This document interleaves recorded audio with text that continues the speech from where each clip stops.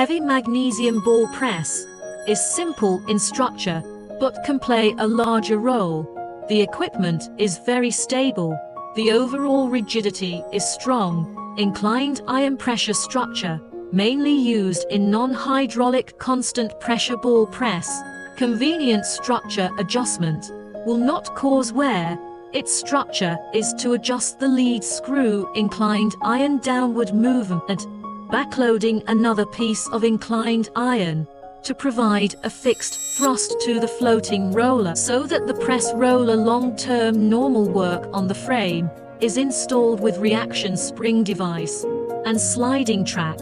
Heavy magnesium ball press. If the pressure is very large, the passive wheel on the track can be flexible telescopic to ensure that the mechanical parts will not be damaged, to ensure the normal operation of mechanical equipment.